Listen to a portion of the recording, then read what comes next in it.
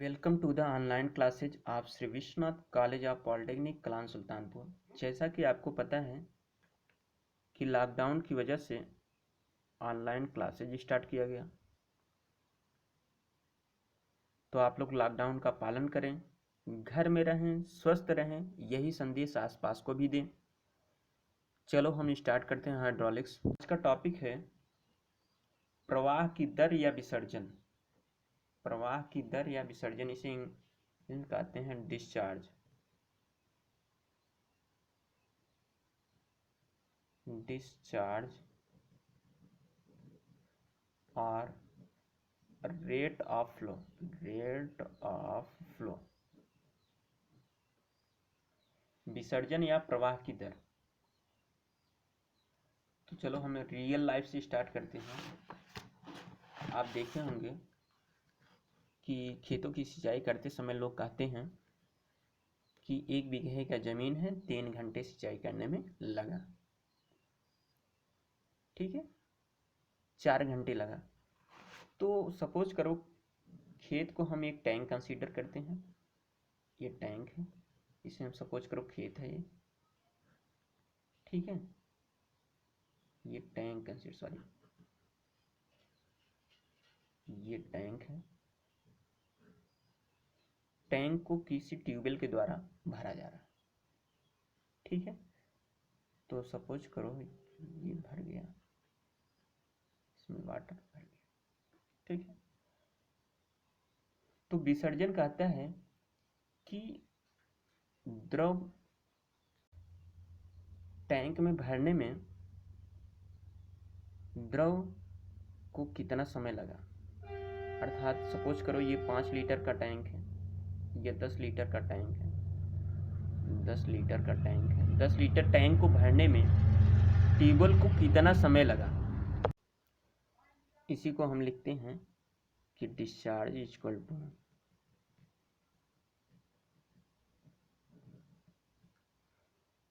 Quantity. ये क्या हो जाएगा, 10 लीटर क्या है, इस टैंक की वाटर की क्वांटिटी है, तो हम quantity of fluid, quantity of fluid upon per unit time.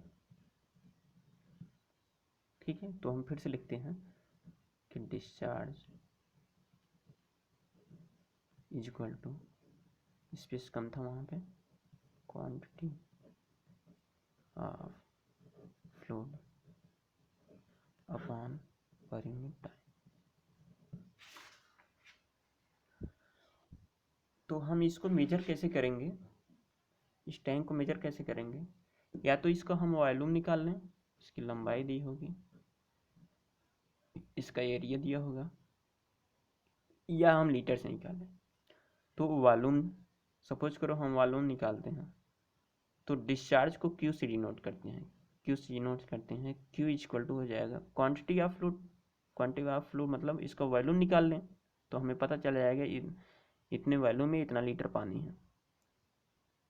तो हमें क्लियर हो जाएगा इस वॉल्यूम, इसका पूरा भरा हुआ है तो हम कितना पानी है तो इसका हम वॉल्यूम निकाल लेंगे। तो आयतन निकाल लेते हैं, वॉल्यूम अपॉन टाइम को टी से डिनोट करते हैं, तो क्यू इक्वल टू हो जाएगा V by T. I think आपको समझ में आया होगा। तो इसका परिभाषा क्या हो जाएगा, किसी छिद्र, पाइप या नली की काट में से प्रति इकाई समय में निकलने वाली तरल की मात्रा, तरल की मात्रा, प्रति इकाई समय में निकलने वाले तरल की मात्रा को हम क्या कहते हैं, डिस्चार्ज कहते हैं। ठीक है, किसी छिद्र, पाइप या नली की काट की मतलब क्रॉस सेक्शन में से प्रति इकाई समय में निकलने वाले तरल की मात्रा, क्वांटिटी ऑफ फ्लूइड। ठीक है, तरल की मात्रा को हम क्या कहते हैं, डिस्चार्ज कहते हैं। और इसका मात्रक क्या हो जाएगा, वॉल्यूम का मात्रक घन मीटर हो जाएगा, या मीटर क्यूब अपॉन टाइम का सेकेंड।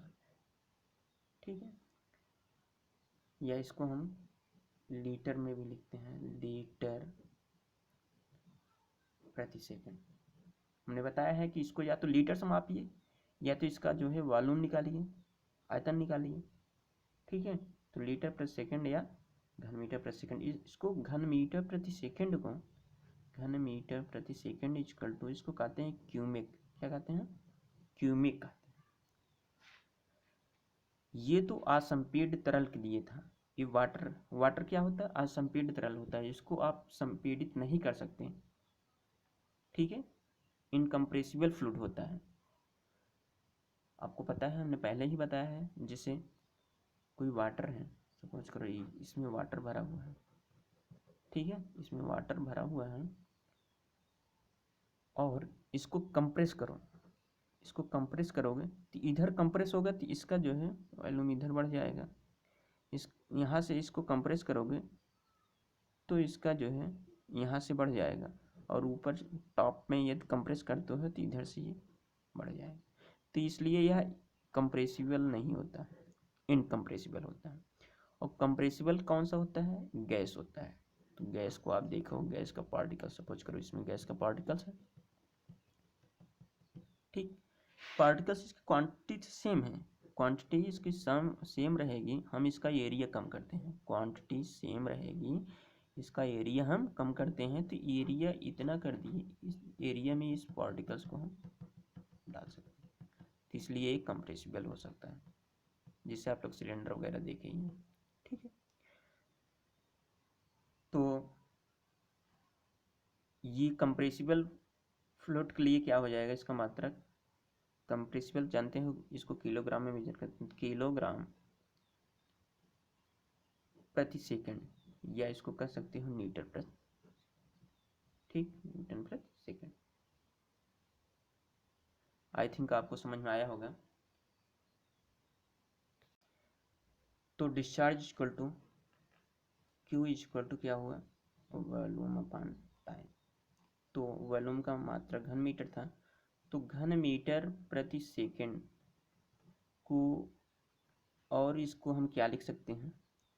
वॉल्यूम घन मीटर, तो इसको हम एरिया, एक वर्ग मीटर इंटू मीटर प्रति सेकंड। ठीक है, तो वर्ग मीटर क्या होता है? हम जानते हैं किसका मात्रक है? एरिया का, एरिया इंटू मीटर प्रति सेकंड क्या हो जाएगा? मीटर प्रति सेकंड वेलोसिटी, वेलोसिटी भी जानते हैं, ये एरिया हो जाएगा। ठीक है, तो एरिया इंटू वेलोसिटी, मीटर प्रति सेकंड होता है ना, वेग क्या होता है? वेग का मात्रक मीटर प्रति सेकंड होता है। ठीक है, तो हम अब क्या हुआ? अब discharge equal to area into velocity, एक मात्रक आपका वर्ग मीटर प्रति सेकंड इंटू मीटर, या आप लिख सकते हो कि वर्ग मीटर इंटू मीटर प्रति सेकंड। तो आपका एक समीकरण बन के आ गया कि Q equal to A into V, area into velocity. एरिया हम लिख सकते हैं, लिख दें एरिया इंटू वेलोसिटी। ठीक है, आई थिंक आपको बिल्कुल अब समझ में आ गया होगा। तो एक बार हम फिर से आपको बताते हैं कि डिस्चार्ज क्या होता है? क्वांटिटी ऑफ फ्लूइड पर यूनिट टाइम। ठीक है, तो आप टैंक को भर रहे हो, टैंक को भरने में कितना समय लगा और कितनी इसकी क्वांटिटी है, लिक्विड की कितनी, फ्लूइड की कितनी क्वांटिटी है। तो इसकी हम क्वांटिटी मेजर करने के लिए हम क्या करेंगे? या तो इसका लीटर में मेजर करें या तो हम इसका वॉल्यूम निकाल लें। तो हम डिस्चार्ज को हम डिनोट करते हैं क्यू से, तो Q equal to volume upon time हो जाएगा। ठीक है, तो Q equal to volume upon time. ठीक है, तो इसका मात्रक क्या हो जाएगा? घन मीटर प्रति सेकंड, घन मीटर प्रति सेकंड या लीटर प्रति सेकंड हो जाएगा। ठीक है, घन मीटर प्रति सेकंड को क्यूमिक भी कहते हैं। क्या कहते हैं? क्यूमिक कहते हैं। ये तो इनकम्प्रेसिबल क्या था, ये तो क्या था, इनकम्प्रेसिबल,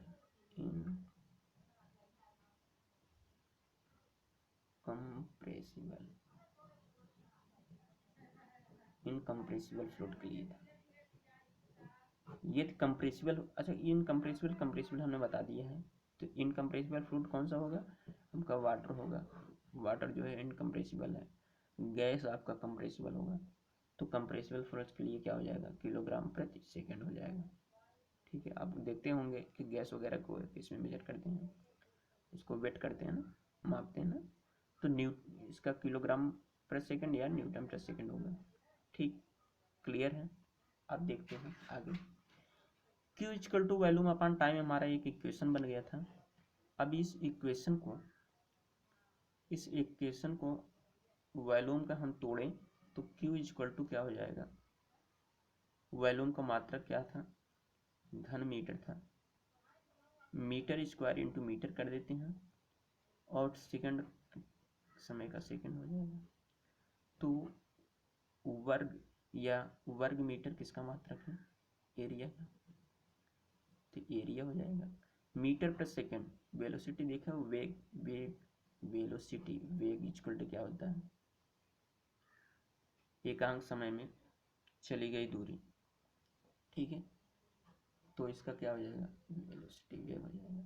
तो Q इक्वल टू क्या निकल कर आया, E इंटू वी, एक इक्वेशन ही बनी। ठीक, क्लियर है, बिल्कुल समझ में आया। अब आगे बढ़ते हैं। तो अगला टॉपिक है एवरेज और मीन वेलोसिटी। क्या है, एवरेज और मीन वेलोसिटी।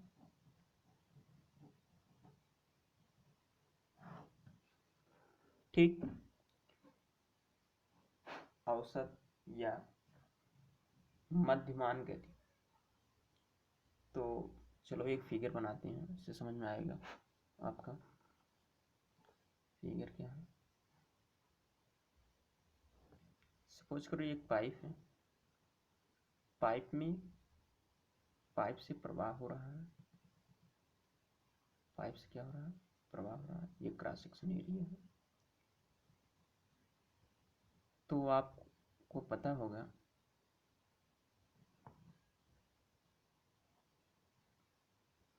ये आपका बन गया।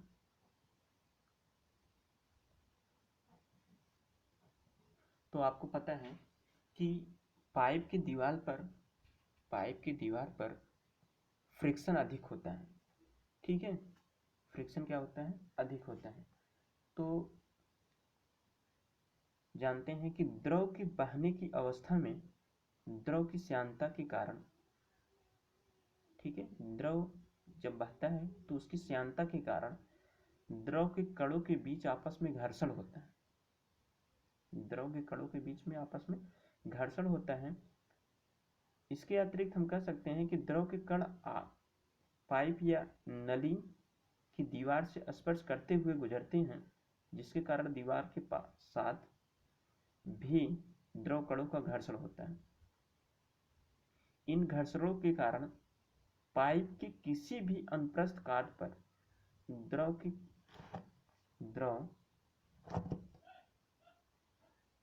की सभी कणों की गति एक समान नहीं होती। जैसा कि आपको पता है कि जब दीवार पे रहेगा तो वहां पे गति बिल्कुल हम मान सकते हैं कि 0 होती है, लेकिन ऐसा नहीं होता है। ठीक है, फिर जितने भी इसके सेंटर में जाएंगे इसकी गति बढ़ती जाएगी, फिर इधर बढ़ते आएंगे तो इसकी गति कम होती जाएगी। ठीक है, सभी कणों की गति एक समान नहीं होती है। ठीक है, कोई यहाँ पे 0 होगा, फिर यहाँ पे थोड़ा सा बढ़ेगा, फिर सेंटर में बढ़ते हुए सबसे अधिक सेंटर पर होगा, फिर यहाँ पे कम होते हुए यहाँ पे कम हो जाएगा। लेकिन मध्यमान क्या कहता है, मध्यमान वेलोसिटी, मध्यमान गति क्या कहता है कि अनुप्रस्थ काट पर सभी कणों की गति एक समान होती है। ठीक है, उसमें फ्रिक्शन नहीं है।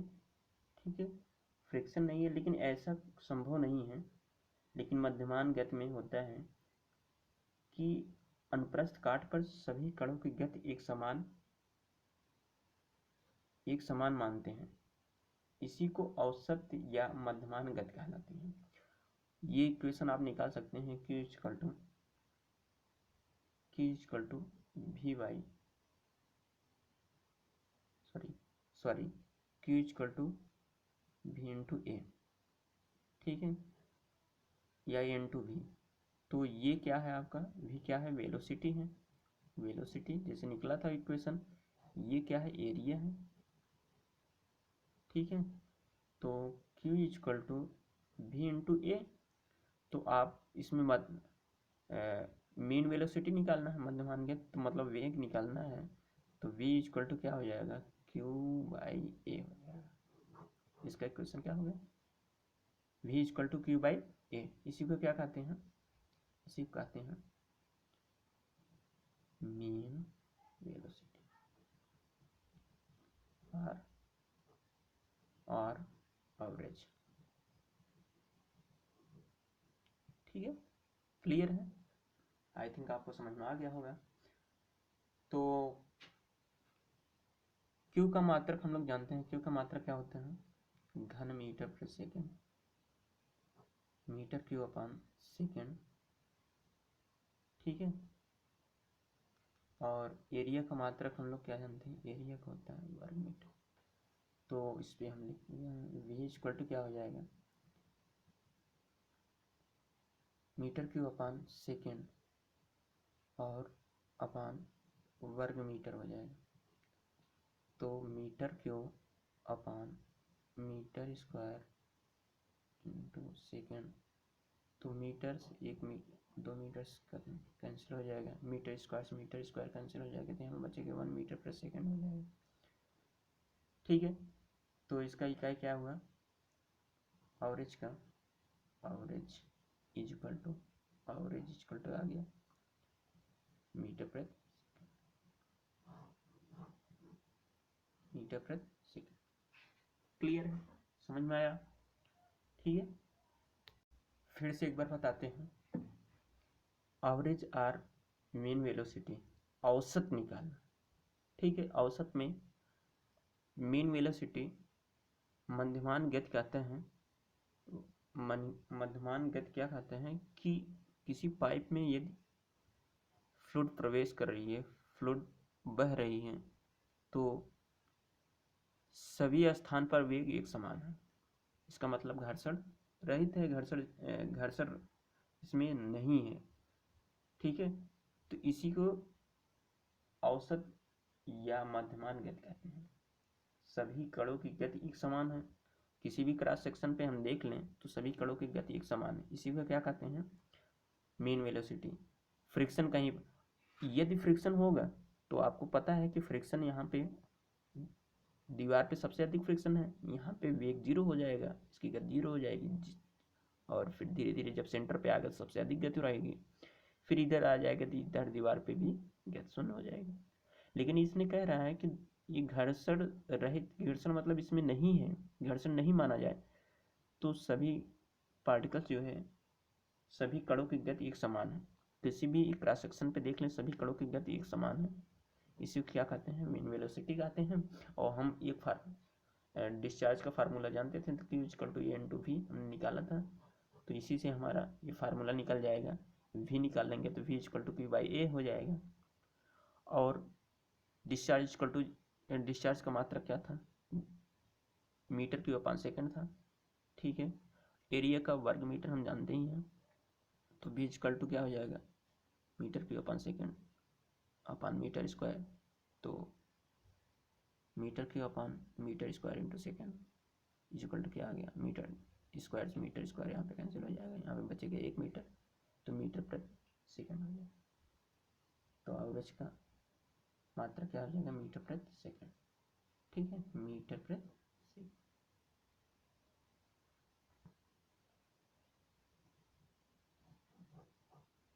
चले